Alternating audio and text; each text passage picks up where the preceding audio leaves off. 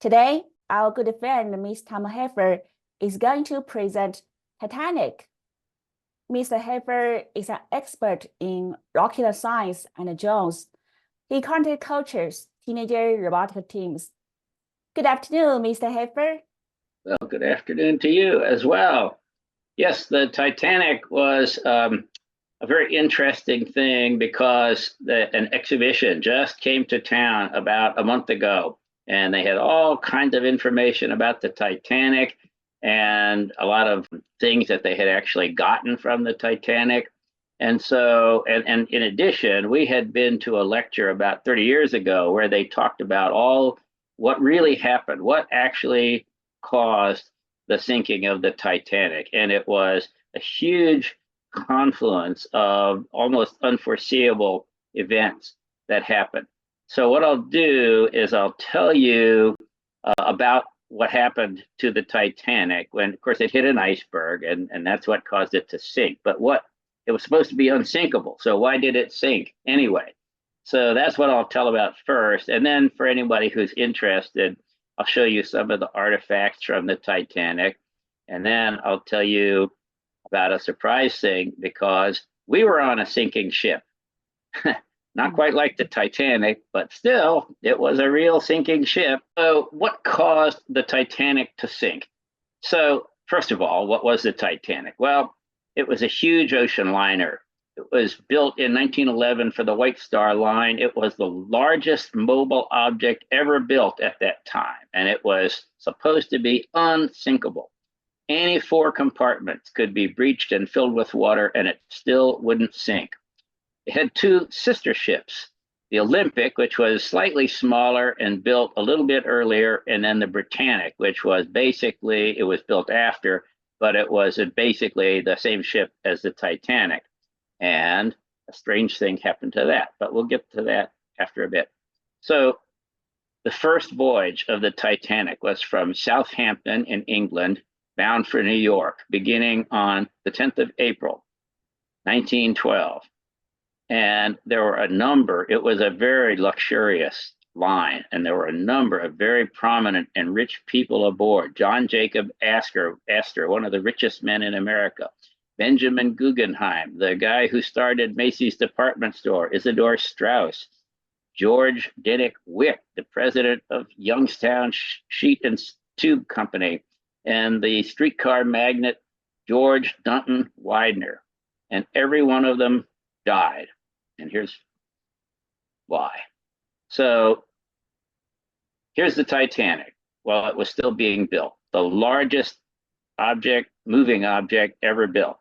And to give you an idea of the scale, here's the back end with the propellers, the main propeller, and then the two steering propellers. And way down here are the workmen. And that's how big it was. Now, the voyage did not start well. They had only been underway for not even 10 minutes. This is the Titanic.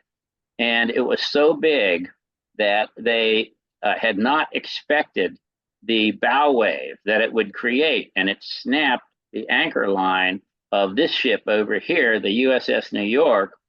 And the Titanic almost ran into the New York. And it would have, except that there was a very quick reacting tugboat captain who pushed the front end of the New York out of the way as much as he could. And so they missed each other by 4 feet. That was in the first 10 minutes. So here's the Titanic underway. And here you can see the lifeboats. There are 3 lifeboats here, 4 more here. And then there were a couple of smaller boats and rafts. But the number of lifeboats was far fewer than the number of people who were on board. The capacity of the lifeboats was far less. And the reason was because it was supposed to be an unsinkable ship. If it had some problem in the middle of the ocean, like the engine stopped or there was an electrical failure, the lifeboats would take the first third of the people to a rescue ship, and then they'd come back and get another third, and then finally they'd get the last third and take them. So that was the idea. So they didn't have nearly enough lifeboats to get everybody off the ship. And this is a model of the lifeboats. This is kind of what the inside looked like. And they're on these davits here, which are kind of like a crane to let them up and down. And originally, there was supposed to be two lifeboats at every station, like in this model. But the company decided that we don't need that. It's not going to sink. What do we need two? So they only put one at each station. So that's why there were so few lifeboats. Now, the other thing about the Titanic is that the vertical beams are the ones that take the most stress. So you can see they've got about 5 rivets across the vertical beams. And up here, they have 4 rivets. But down here, down low towards the water, there are only 3 rivets, 3 rows of rivets. And in fact, if you went all the way to the front end, there were only 2 rows of rivets. So this set up a potentially bad situation. So here, on top of which, they had hydraulic rivet machines at the time that could use very strong rivets, but for reasons that are not obvious, they used manual riveters. So they had to use rivets that were much less strong. They were cast iron. And not only were they less strong, but they were also impure. They had a lot of slag in them. So the slag would accumulate towards one end of the rivet. And that causes a problem. Now, on top of all that, it turns out that starting from before the voyage even started, there was a coal fire in bunker 6 inside of the ship. And they couldn't put the fire out, and it kept burning and burning, because if you've ever seen how coal burns, it can go deep inside the coal bed and you can't even see where it is, and then it pops out again. And so you can see here is a burn area on the outside of the ship, and the high temperature makes the steel weaker. So all of these things happen. So what actually happened? Well, on the evening of the 14th of April, 1912, the captain was rushing through the ice field at 22 knots, almost the top speed of the ship. There's speculation that he was worried that the coal fire was going to get out of control and he needed to get to New York so that they could bring on proper firefighting equipment and put it out. Now, on that same evening at almost midnight, 11:35 p.m., the iceberg was sighted, but it was only a quarter mile away. Why? Because the lookout was supposed to have binoculars, but the man who had the key to the locker that the binoculars were in suddenly, at the last minute, couldn't get on the ship. So the binoculars were locked up. So the lookout could only see as far as his eyes would see. And he didn't see the iceberg because it was dark and probably a little bit misty until it was a quarter mile away. So when that happened, the captain ordered hard a port. So turn the ship to the left as fast as you can and stop the engines. Well, it wasn't quite good enough. At 11:40, just 5 minutes later, the iceberg struck and it scraped along the port side, the left side of the vehicle. And I mean, on the right side, actually, because he was turning left. It was not loud or violent, and many people who were asleep slept right through it. So when they realized that there was a problem, that people in the engine room said, we're taking on water, they sent out a radio distress call at 12:15. But unfortunately, the 2 ships that were nearest, the SS California and the SS Carpathia, their radio operators had gone to bed at midnight. Now, by sheerest good luck, at 12:30, the Carpathia radio operator went back to the radio room and was reviewing cables, and he got a relayed message from Cape Cod. So he now realized that there was a stricken ship, the Titanic, and that they were not the closest ship, but the closest one who got the radio signal. At 12:45, the Titanic fired off rockets, distress rockets, what a ship in distress does.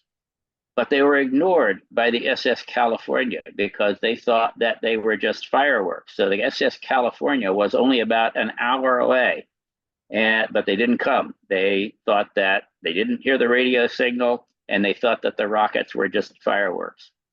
So at 12:45 a.m., the first lifeboat was lowered. And because people didn't realize that there was a big problem, they didn't understand why the captain was getting them up out of their beds, and they didn't see anything wrong.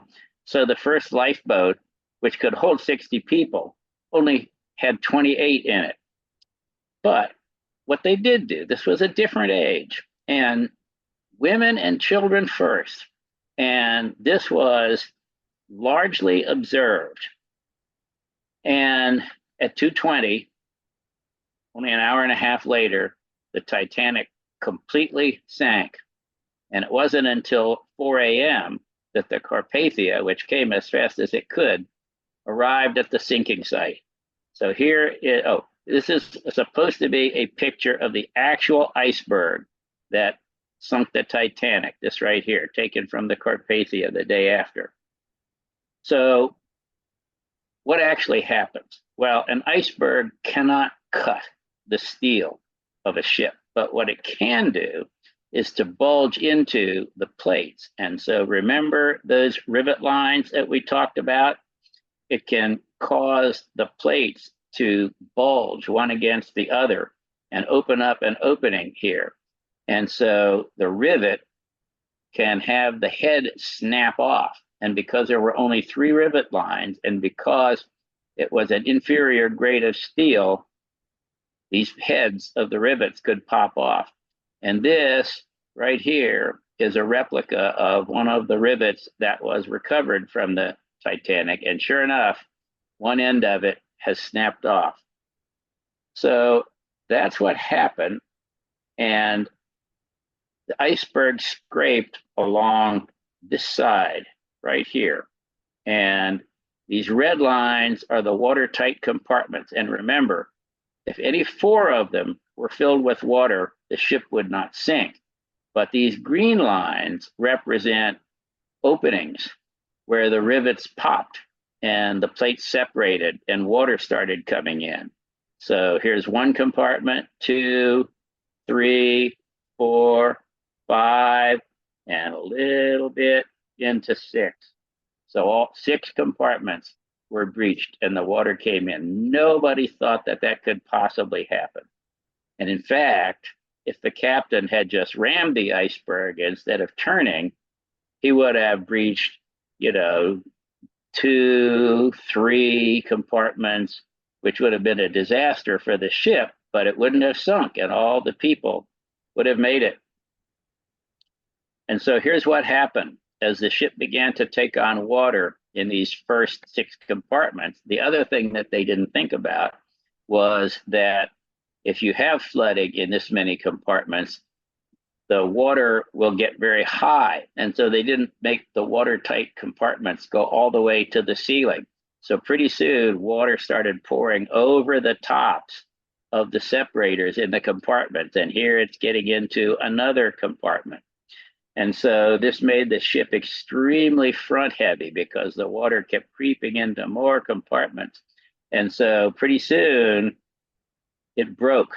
There's a thing called an expansion joint that ships have that allows them to ride up and down over waves that would ordinarily put too much stress on them. So they have an expansion joint that can flex a little bit. And so it opened up here at the expansion joint. And the keel broke, but it wasn't broken apart. It was broken partway through. And so soon the front end of the ship went completely underwater. And when this expansion joint broke, the back end settled back into the water. And the people on the back end of the boat, which was pretty much everybody who was still on it, thought, oh, we're safe. The front end broke off, but the back end is going to float. But this keel hadn't quite broken. And so when the front end got far enough down, it pulled the whole thing in after it. So here's what the Carpathia found when they got there. They found all these lifeboats, and they threw down a rescue ladder, and people from the lifeboat started getting in. And that continued until about 8 o'clock in the morning, from 4 o'clock in the morning until 8 o'clock, when they rescued all the people that they could find. So here's the results. The Titanic's total capacity was 3,300 people, but because there had been a coal strike in England, many disruptions occurred. And so fortunately, there were only 2,240 people on board. There were 20 lifeboats, only 18 were used, and many of them weren't full. So there were 14 65 person, 2 40 person, 4 47 person. So they had a total capacity of about a third of the people that could have been on board and about a half of the people who were on board. But unfortunately, the lifeboats didn't all get filled. And so only 706 people actually made it onto a lifeboat, which meant that 1,534 people died. But here's the interesting thing.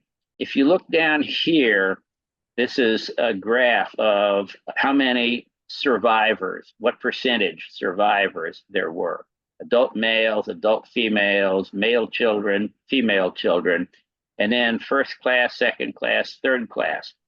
And so if you look, even in first class, the vast majority of the males died, but the females, that first class was closest to the lifeboats. They were highest on the boat. So more of the first class passengers were at the front of the line. Second class was the next closest, and then third class was the least close. So they were just back in the line. But nearly 100% of the first class females, 90%, and over 50% of the women in third class. And then children, the male children did fairly well, and the female children, 100% of the second class female children survived. They got into lifeboats and they were saved. So it was a different age. I don't think that millionaires of today, billionaires, would let the women and children go first and drown in the sea. Yeah, we had a more better civilization 100 years ago. Very sad. Anyway. Yeah, not everything has changed for the better. But here it is. This is a picture of the front end of the Titanic lying on the bottom of the ocean where they discovered it back in 1986. So that's the story of the sinking. So if that's all you have time for, you can leave now, but I'll show you a few other things that came from the Titanic. So if you want an example of the luxuriousness, here is some of the tableware from the first class dining area. Look at that. It's all sterling silver. The first class cabins had 2 rooms. They had a sitting room so that if you wanted to stay up late, you could do so. And they had a bedroom where if you wanted to go to bed early, you could do that. And they had their own private bathrooms, almost unheard of on ships of that time. Now, what about second class? Was that bad? Well, not quite like first class, but here's a second class bedroom. Here, you had to sleep in bunks, but they had, and they didn't have bathrooms, but they did have a water closet, is what this was called. So you could get water and you could make a cup of tea and you could wash yourself and so forth. And then what about third class? Well, third class was a little bit more cramped, but here you had 2 sets of bunks and you still had your water cabinet. You didn't have the nice thing for making tea, but we might think that these were pretty cramped by today's standards, but these conditions were much better than most of the people in third class had even come from. This was luxury for them. And the food. So here's the third class menu. So look at this. For breakfast, they get oatmeal and milk, smoked herrings, potatoes, ham and eggs, bread and butter, marmalade tea, Swedish bread, tea and coffee.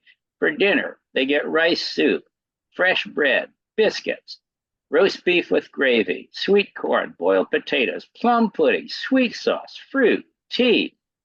And I'm sorry, and for tea, they get cold meat, cheese, pickles, fresh bread and butter, figs and rice. And then for supper, which was the smallest meal at the end of the day, they would get gruel, biscuits, and cheese. So, Very, very nice. But unfortunately, that's many people's last meal. yes, it was, but they were not ill treated. This was everybody was living in greater luxury than they lived in at home. Now, interesting story. This lady here survived. She was a cabin stewardess. She survived the sinking of the Titanic, and she then went into service on its sister ship, the Britannic, which was sunk in World War I by a Turkish anti-ship mine, and she survived that. So she survived both sinking, and she went on as a cabin stewardess until 1950. So I guess she figured that I might have been on 2 sinking ships, but I'll never be on 3. So so anyway, pretty amazing. Yeah. And the last thing that I'll tell you about is this was our sinking ship. We were on this ship, the Sea Diamond, and there's a YouTube about it, which Lydia will put down underneath of this video, and you can look at that. I'm not gonna, that there's too many stories from that to go into right now. That would be a whole separate video. So that's the presentation for today. I hope you enjoyed it. You mean you were in Sea Diamond, the real sinking boat ship? Yes, yes. You were in there. This boat, this is Santorini, which is a volcanic caldera, and this ship, when we were on it, hit a rock in Santorini harbor, and you can see what's happening. It's taking on water like crazy, and so I will tell one little part. So this is them trying to lower the lifeboats. Well, guess what? When a ship is sinking and it lifts, it tilts like this one, it's extremely hard to lower the lifeboat. They scrape all the way down and they stick on things. So same thing. They didn't have enough lifeboats for everybody. So some people got on, they got to shore, and then the rest of us had to be rescued by a garbage ship. So, Wow. but there's so many stories from this I can tell you. But it sank, not in this location. The Santorini people were they're they don't like to have a bad reputation. And this was in the middle of where all the tourist ships were. So they pulled it around to the backside of the island where nobody was. And then it sank down into 300 meters of water with all my stuff on it. Okay. Wow. You're a survivor of a ship accident. Wow. Pretty cool. Yeah, and this was not the worst accident by any means, but two people did die in this sinking. It was no joke. Yeah, sorry for them. But fortunately, most people survived. Oh yes, yeah. Almost everybody. The only reason that the 2 people died was because they were on the lowest level which tourists could be on, which was level 2, this level here. And once again, we didn't know that there was anything wrong with the ship. When you hit a rock on a big ship, you don't just stop like when a car hits a rock. You keep going. And we slowed down and we stopped, and everybody's going, why are we stopping out in the middle of the water? And then the ship began to lift. But before that happened, this whole second deck got flooded. And so there was a French family in a room on the second deck, and the doors are very tight on those rooms. And so they were sleeping, and they didn't realize that the water was in the hallway. And so when it finally started to seep in through the door, the wife opened the door and the water came flooding in, and she said, "Oh, swim for it, swim for it." So she swam and she made it out, but her husband and her daughter did not. That's very good for today. And thank you. I look forward to hear from you for the next presentation.